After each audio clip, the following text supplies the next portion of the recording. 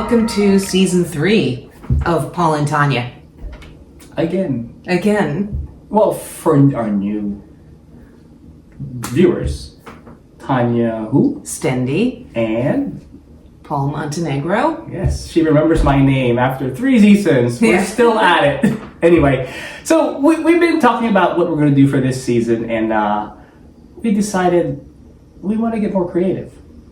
All right. Yes, we Or did. maybe did I decide that and you disagree? You decided. I didn't disagree. Okay.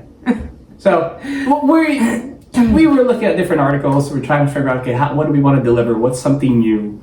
And personally, what I feel, the creative side of nursing, and really not just nursing, but also medicine itself, because medicine is both a science and an art. Yes. Same as nursing, it's both a science and an art.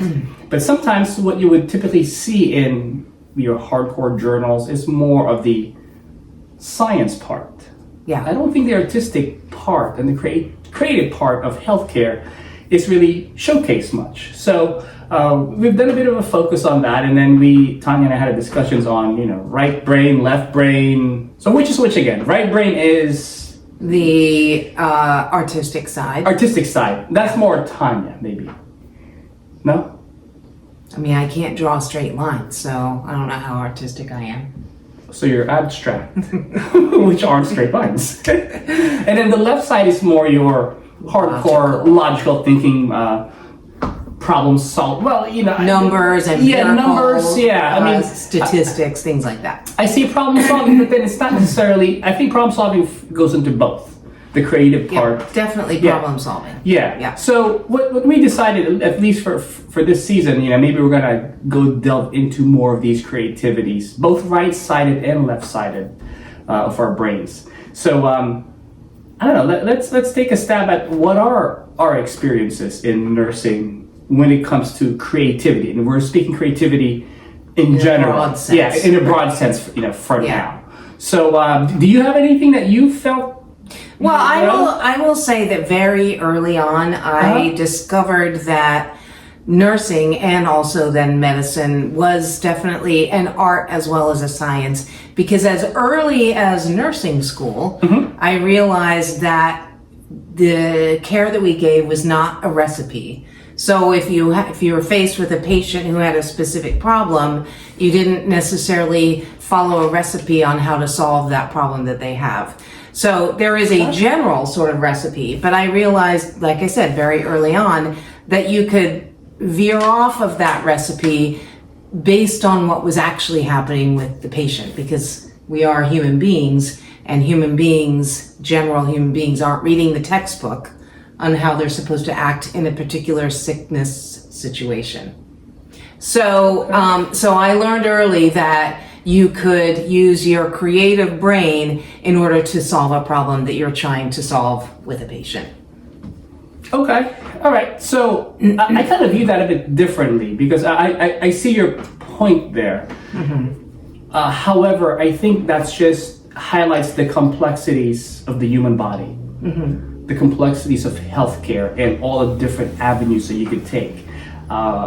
I mean, you and I are very well familiar with care maps and care plans. And our viewers, if you're in healthcare, I mean, when we say about care plan, it's something that we take that you would readily understand, that here's the path that the illness is supposed to occur, and these are the different options you have. So it's healthcare's attempt to put an algorithm onto how do you manage a case. Yeah. Right? I don't necessarily think that that's creative. No, it is creative though. Why? Because you are not, like I said, you're not following a particular recipe. You have a recipe on how you treat, for instance, a bed sore, right? So you have a general idea of what you're going to do when you go into a particular patient.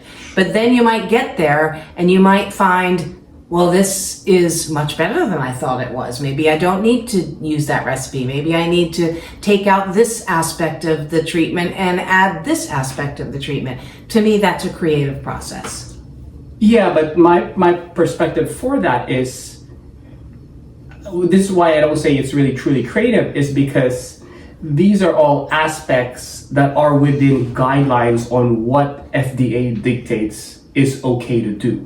So we're all still, you may think you're being creative, but you're still being creative within the sense of, here's the body of knowledge that is known, that's accepted. Yeah, but that's okay. So, that doesn't mean it's not creative. That just means you're taking that knowledge that you have based on this bigger body of knowledge and you're pulling aspects from different things. To me, that is still creative. okay. I think it's So creative you're wrong. in a limited sense. My view of creative is something totally out of left All right, field. so then you tell me. Okay. Something totally out of left field. That's people are gonna say, where did you come up with that? All right, so go ahead. Yeah. So that's my thought of it. And actually, my biggest disappointment in healthcare and in nursing is when I started practicing, I realized that I was gonna have to lose the creative sense because I always had to function within protocols, within guidelines. I always had to think of, okay, what will be the acceptable action in this case? So just in case that there's an illegal suit, right, what's gonna happen is that the question becomes, was the action acceptable to the general body of knowledge? Okay, but I don't think you should be thinking that way all the time. I don't think you should be thinking in terms of, if I do this, would I get sued? I do. I don't want to get sued. Well, nobody wants to get sued, but you're also not trying to do any harm either. So No. that whatever creative thing you're doing, you have a certain amount of experience with a body of knowledge that you use, and then you can make your decisions within that. However, think about, so the body of knowledge that we have to operate under only falls within what's acceptable in the United States. There's multiple treatments out in Europe, other parts of the world, that we don't get to benefit from. Well, so tell me, you asked me and now I'm asking you, what is your idea? Idea of what? Creativity? Yeah. My idea of creativity is something truly new and novel. Creativity that hasn't really been utilized or thought of. Being really a forefront. Okay, but does that of, really apply to actual patient care in the moment? No, because you have to. Yes. No, because you have to conduct studies and then you have to get Yes. approvals and all these kinds of things, and that's okay. But we're talking about patient care. No, I agree with you. That's the patient care aspect, but that I think is more of the left side of healthcare, right? The problem solving, the critical thinking, the mathematical stuff, right? So when we talk about creativity, maybe let's delve more into the right side of it as far as more of the artistic side. Okay. So when they really say it's both a science and an art, so I guess we've defined that the science part is really the body of knowledge that we're applying. Yeah. Right? Where does the art part come in? The art part comes in on the specifics on what you do to treat a certain thing. How you're doing it. Okay. So I think I'm following your point now that the science is the hardcore body of knowledge, and then the art part is how do you then utilize that body of knowledge and apply it to Right. the care. Okay, I agree with you. For a change. We've made a big circle. Okay, so I see that art part and how you apply that. But where does the art part, artistic part, come into healthcare? Have you encountered that? What do you mean by what kind of? I mean, truly healthcare? artistic part as far as the human aspect of not just the science, but maybe the science of the arts, where music would come in, or artistic therapy. I mean, you have recreational therapists. How have you utilized much of that in nursing? No, not me personally. And why not? It's not my thing. You're in peds. It's still not my thing. So you're not applying the actual artistic part into your... Well, Patient I'm applying a creative part. Okay. But when you just specifically mentioned art therapy thing, you know, Yeah. that kind of thing. Well, I'm not doing that. But isn't that part of the healthcare field? Yes, but it's not part of my healthcare field. I'm a provider, so it isn't. I mean, I might send people for art therapy, but I'm not involved in it myself. But you don't draw with your patients? No. Really? I treat more. In what situation would I be drawing with my patients? I mean, you're kids. You may have a child who wants to draw, and you say, "Hey, can I look at your drawing?" And bond and I mean, that's I play games with my patient. Okay. I'm not kidding you. Well, you realize I have 10 to 15 minutes to do my whole thing. Well, I do too. But there are actually times when I actually play chess with my patients.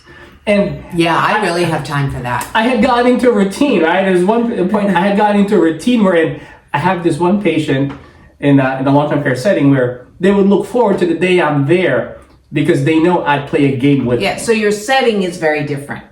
True. I mean, I could Yeah. see in that setting, you could literally have a chessboard set up, and every day that you come to see that person, you two make one move. No, we actually play full game. Well, you know what I mean, Yeah. though? Like, that's very different than this episodic thing that I okay. do. No, I see your point because you're office based, where Yeah. I'm more, at least in one part of my practice, long-term care based, and my patients live there. Yeah. So I'm actually visiting them in their home Right. per se. Yeah. So yes, that's where I actually try to engage some of that artistic side of Yeah. it. I mean, I view that as the artistic side because, I mean, playing chess is an art, I guess. It's a game. You know, Yeah. so I kind of viewed that. So, yeah, so what I would do is I would do some notes while I have a chessboard going on there too. And Yeah. when he makes a move, okay, I'd take a pause and look at the Yeah. board. And for like months I did that. I mean, you know? don't get me wrong. It's not like I have no interest in that stuff. It just doesn't apply to my To your setting. situation, and that's what we're talking about today. You asked me specifically. Yeah. And so that doesn't mean that I don't think that this stuff belongs in healthcare or anything like that. Okay. So, I actually talk art with some of my patients. I have this one patient who a bit of a eccentric and loves to collect art. So I would also do house calls, and I would do house call, and for a good 10 minutes we'll be chatting about art before I check their blood pressure. right. But I feel that that's me trying to utilize the artistic side of healthcare to actually connect. And I feel like I've got a better connection with the patient because I've noticed that they're way more compliant. Before they're very resistant, but then when I kind of found that, okay, that's their interest. They really enjoy the art, you know. So every time he buys a new piece of art, he'll be excited, like, when are you coming? So he wanted me to see his new piece of art that he bought. You know, he like Klimt and a lot of some of the German arts because the gentleman was German. So it was a lot of fun. I mean, but I knew I had to carve out a good 10 minutes discussing art with him. Okay. So that's where I feel like, you know, I'm not there trying to, yes, he has high blood pressure, he has diabetes, he's not very compliant with those. That's what I'm truly there for. But my feeling is for me to actually get to improve those aspects, as far as that aspect, I had to use some of the creative sides of nursing, you know, and using a true art. I don't sit there and draw with him. I don't have much artistic skills in drawing, but I can appreciate it. Yeah. Huh? Have you utilized music? Have you used music with your... No, but remember, like, I have a very set, limited time with my patients. How about when a teenager comes in, just play some rap with them or something, and No, you know? there is honestly, there's not time for that. There really isn't. Okay. But that's another aspect that maybe we're going to talk about in the future is the Rethinking, maybe implementing that, will that get your better outcomes? well. So because I'm a primary care provider, the things that I'm doing are very episodic, and because of the nature of my patients, they're pediatric patients. They don't have long chronic illnesses that they're dealing with. Not very often am I dealing with that. They see their specialists for that. Really? Yeah. So you're not managing that. So if you have somebody diabetic, insulin dependent diabetic that they were born We're not, with, absolutely not. you send to endocrine right away. We absolutely do. Yes. How about chronic asthma? You send to pulmonology? Not that asthma is a little different because that's the way to treat asthma is very defined and narrow. Okay. So yeah. So no, I mean, It's a very different. Okay, I so primary care in the adult world is very different from. I mean, we do. Not that this is for this video, quite honestly, but we do a lot of learning problem stuff like ADHD. learning disabilities, stuff like that. Yeah, we Okay. do some mental health and then some asthma. But a lot of our patients are really managed by their specialists when it comes to that type of a thing. Okay. Yeah, this is a bit different. I'm more into gerontology, so we're at a complete ends of the spectrum. Yeah. And in gerontology, I have to really spend more time with them, and I have to really find those connections. And even music, I have some patients who enjoy certain types of music, like Bach and certain things like that. So actually, when I've had to kind of train myself to kind of pick out who the composers are sometimes. So that when I go in there and I see him playing, then I tell them, that's Bach, and they think, oh wow, Yeah. So I've kind of got in tune with that as well. But that's why I feel like I'm able to look to kind of bridge some of both right side, left side, or the actual true creative artistic parts into treating the patients. So good. I think this is going to be an exciting episode because we could actually continue to go further into these different season. Thank you for correcting me. Yes. Yeah. So maybe we'll look at that. I mean, let's see what kind of guests we could bring in particular to these, and maybe even talk about different creative solving ways that that we have done. But I was thinking, why don't you put like a checkers board in your office For the patients? Yeah. Well, I mean, this is an infection control problem. You know what I mean? So put an alcohol thing right next to it. On every single checkerboard piece. Again, you have to remember that our time with the patient is very limited. Carve out some time for the This is something that maybe needs to be discussed in the future, but we have I don't want to say a quota, that's a bad way to say it, but in order to make ends meet, so to speak, we have to see a certain number of patients. We really do. And that means that our time with our patients is short. It doesn't mean that I'm not friendly. It doesn't mean that we don't kibitz before the actual visit starts, but literally for moments, a lot of times, Okay. Well, I think it's a sad part of medicine here in the United States. It is, for sure. Yeah. Anyway, I think we are towards the end of our time limit. Yeah. Tanya, I look forward to this season. Yep, me too. You can see us spar a bit more. Yeah. Anyway, thanks for tuning in, and we look forward to our next episode. Bye-bye. Bye-bye.